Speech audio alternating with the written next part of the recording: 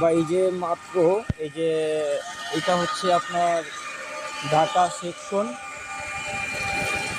Section আর কি নবাবগঞ্জ বাজারের যে পার্কের সামনে, ঠিক আছে।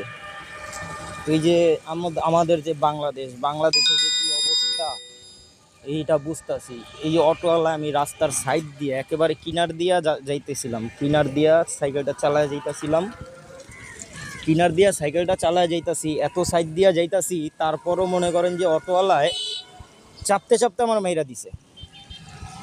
এই যে আমার সাইকেল, এই যে এইটাও ভেঙে গেছে, সিটকারটা ভেঙে গেছে।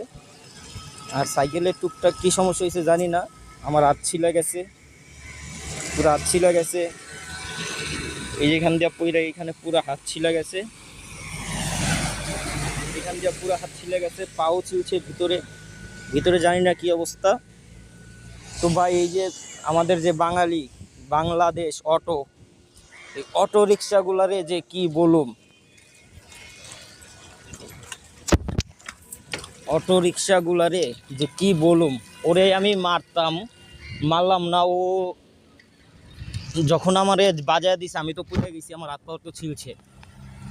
ও আইসা নগদে সরি সরি বলা শুরু করছে, মাফ করে দেন সব বলা শুরু করছে, যার জন্য আমি কিছু বলি নাই। এই যে ভাই আমি অটোওয়ালাদের ক্ষেত্রে আমি বলতে চাই, অটোওয়ালাদের ক্ষেত্রে যে ভাই আপনারা যে এই যে অটো চালান, পিক আপ পাইয়া পিক আপ দেন, ডাইনে বামে দেখেন না, এই জন্য তো ভাই আরেকজনের ক্ষতি হয়। আপনারা এইভাবে যে অটো নিয়ে বের হন, পিক আপ দিয়ে গাড়ি চালান আপনারা, এতে তো আমাদের অনেক অনেক লোকের ক্ষতি হয়, বাইকারদের ক্ষতি হয়, অনেক লোকের ক্ষতি হয়। আপনারা কেন দেখে গাড়ি চালান না?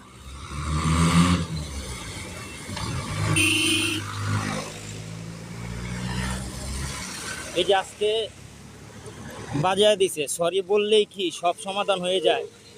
একটা মানুষের ক্ষতি যখন হয়, সরি বললে কি সেই ক্ষতিপূরণ দেওয়া হয়?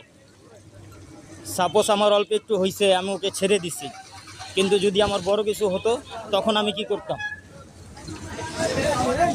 এর ড্রাইভার কে নিত?